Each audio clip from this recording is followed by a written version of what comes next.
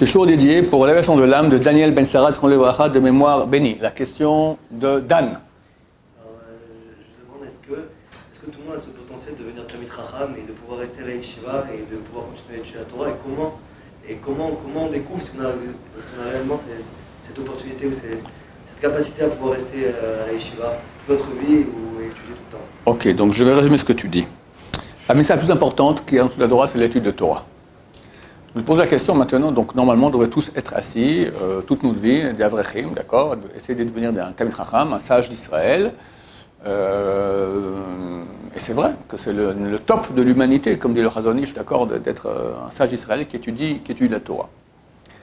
Tu dis, mais comment savoir si on est fait pour cela? Pas tout le monde est fait pour cela. Alors la réponse est très simple. C'est pas une question qu'on pose, est-ce que je dois aller à l'Yeshiva ou pas? Parce qu'à l'Yeshiva, il faut que tout le monde y aille. Faire 1 an, c'est le minimum du SMIC, et je pense qu'il y a encore un peu moins que le SMIC. Savoir étudier. Demain, ta femme te pose une question, pas toujours on peut appeler le rabbin. Des fois aussi on est gêné, c'est un peu personnel, qu'est-ce que j'en sais, que tu sais ouvrir un bouquin. Ton fils revient maintenant de l'école, et après la Mishnah Baba Metzia, il te pose la question, tu dis, je sais pas, c'est qui? C'est le frère de Baba Saleh, Baba Metzia, d'accord, t'as des gens pas très intelligents, d'accord. Il sait pas lire Ktav Rashi, d'accord, il sait rien, d'accord, c'est pas... t'es un ignare. Comment tu veux maintenant gérer une maison juive avec des enfants qui vont grandir en Torah, une femme qui veut un mari qui a un minimum, qui s'y connaît, donc il faut savoir étudier, d'accord? Et ça passe par les yeshivas.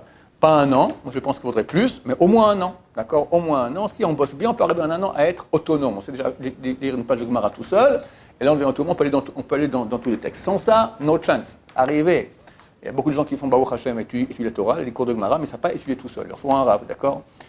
Et des années, ils étudient, ils n'arrivent pas à franchir le mur, à être autonomes. Ça, c'est un mur.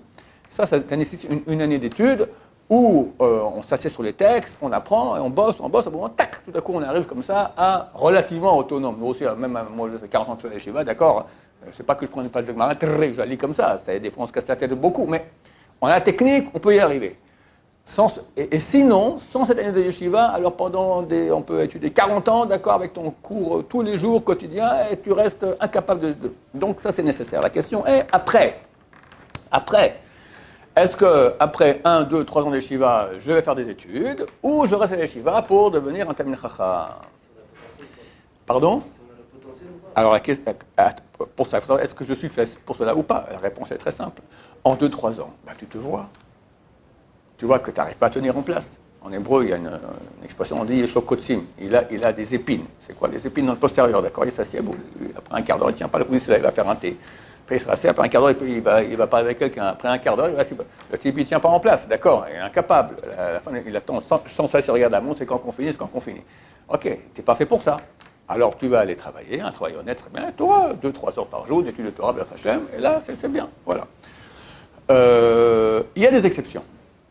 Moi, quand j'arrive à la yeshiva, on m'a donné une chavruta qui était, on appelle ça une balata. Balata en hébreu, c'est une ketel. Ketel, c'est les trucs en pierre qu'on met dans les toilettes, d'accord? De type idiot, d'accord? Il est gentil, personne ne sait de qui je parle. Gentil, mais le type, il ne comprend rien. Je répétais 5 fois, 6 fois, 10 fois, 20 fois, 30 fois, rien. Mais lui s'est dit, je reste. D'accord? Et puis on m'a raconté que 4-5 ans plus tard, tic, ça s'est ouvert et ça allait. Le Rambam, Maïmonide, on dit dans la jeunesse, il a ouvert sa faire Torah comme ça, il s'est mis à pleurer à Hachem, ça rentrait pas, d'accord? Il était satoum, comment on dit, bouché. Et il a prié, ça s'est ouvert. Le Natziv, le Rav Naftali Tzvi, Yehuda Berlin. D'accord? À la fin de sa vie, lui a écrit un livre qui s'appelle le Hamek Davar. Et vers la fin de sa vie, donc, il a édité tous les livres, il a fini. C'est un commentaire sur des responsa du temps des Géonim. Il fait beaucoup de commentaires sur la Torah aussi. C'est un livre très très profond, très très beau. Il a fait une très grande fête. Alors, on pose la question pourquoi. Il dit, je vous dis pourquoi. Parce que quand j'étais jeune, j'étais un cancre. Et je foutais rien à l'école, etc. Et un jour, j'ai entendu mon papa qui parlait à ma maman dans la cuisine. Il dit, je crois que le petit Naftali Tzvi Yehuda, demain, jamais chez le cordonnier. En Torah, il ne faut rien. Au moins qu'il ait un métier. Et voilà, ce sera un bon balbait.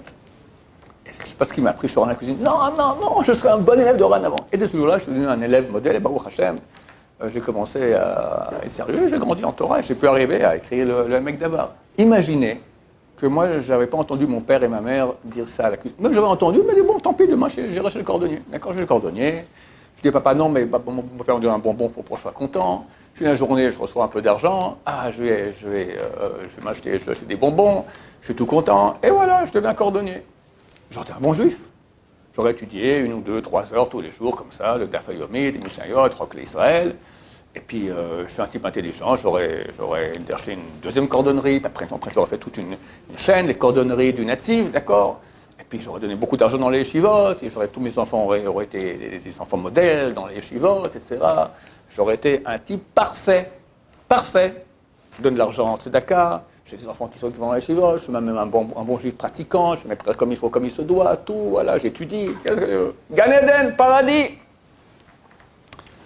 J'ai raconté souvent cette histoire, mais je re-raconte parce qu'elle est importante. Arrive le dernier jour de la vie, et on passe dans Olam Haba. Et là, j'arrive, il y a un ange, et il y a une porte enfer, une porte paradis. À droite, paradis, à gauche, enfer. L'ange me dit, votre nom, s'il vous plaît? Je dis, Naftali Tzvi Yehuda Berlin. Bon, à gauche, enfer. Enfer, pas possible, vous êtes trompé. Moi, il y a une erreur. Même dans ce monde des erreurs, ça, j'aurais jamais cru. Dans les nouvelles, tout ça, je suis d'accord qu'on raconte des bobards. Mais ici, vérifiez s'il vous plaît. Moi, je suis un juif, je donne la tzedaka, je fais mes prières, mes enfants sont dans la Torah, j'étudie 2-3 heures tous les jours, je suis parfait. Vérifiez s'il vous plaît. Monsieur, il n'y a pas d'erreur dans ce monde-là. C'est bien vous, Naftali, regardez, voilà, en enfer. Mais qu'est-ce que j'ai fait? Assassin. Alors, je suis certain que c'est une erreur. Mais tuer un cafard, j'ose pas, d'accord? Une mouche, là, j'ose pas. Assassin, qui j'ai assassiné? Le grand de la génération. Moi? Écoutez, je demande recours, c'est pas possible, c'est un demande de vérité, là. Moi, j'ai tué le grand de la génération, mais c'est impossible. Mais c'est une erreur, c'est pas vrai, au secours! Mais si, c'est qui celui-là, ce grand que vous dites que j'ai tué? On dit le Rav Naftali Tzvi Yehuda Berlin, l'auteur de Emek Davar, le voici. Vous l'avez tué, assassin du grand de la génération.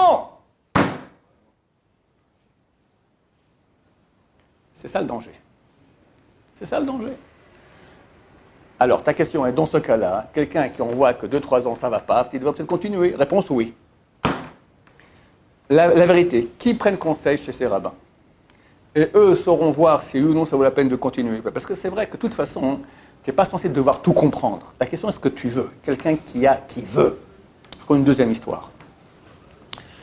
Je ne sais plus quel grand rabbin est venu voir un autre grand rabbin dans une yeshiva. Il lui a dit, montre-moi tes élèves, les meilleurs. Alors, lui, c'est le plus matmin, jour et nuit. Lui, c'est le plus profond dans les temps. Il a une intelligence, on ne peut rien. Lui, il prie un vrai tzaddik. Eh bien, je te montre mon meilleur élève. Je te montre, lui, c'est le Mevakesh. C'est quoi Mevakesh? Il demande, il en veut. Il en veut. C'est pas forcément une grande tête, c'est pas forcément quelqu'un qui joue le plus doucement, c'est pas forcément quelqu'un qui connaît tout. Mais il en veut, il est motivé à fond.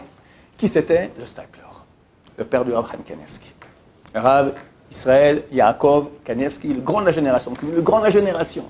C'est ça qu'il faut voir. Si maintenant les rabbins voient que le type il en veut, il est motivé, ben continue, t'arriveras. Tu ne seras pas le grand de génération, tu seras au moins un avrat qui connaît bien la moitié du chasse, d'accord? Tu connais beaucoup de choses, c'est bien, voilà, et c'est marqué. C'est marqué dans la Gemara, c'était Brachot, page 5b, si je me souviens bien, 6b ou 5b. C'est marqué qu'un des rabbins est très malade. Et Rabbi Yochanan est venu le voir, lui dit, et le rabbin s'est mis à pleurer. Alors il dit, pourquoi tu pleures? Si c'est parce que tu es malade et tu ne peux pas étudier, c'est marqué. Que ce soit celui qui étudie beaucoup, celui qui étudie peu, au moins, seulement qu'il fasse les choses de façon désintéressée, vraiment par amour de Dieu. Quelqu'un maintenant, il n'étudie pas beaucoup, il étudie, mais bon, il est limité du point intellectuel. Mais il en veut. Il fait les Shem Shamaim par amour de la Torah. Ben, ça vaut des millions de milliards. C'est nous qu'on s'est donné les notes maintenant, il faut connaître. On regarde le nombre de pages que tu as fait, ou la qualité, à quel point tu es amoureux d'Hachem, à quel point tu aimes étudier. C'est ça qu'il faut voir. Ça va avec les rabbanim de la Shiva pourront certainement le guider sur la bonne voie. Baruch Adonai, l'olam, amen, amen.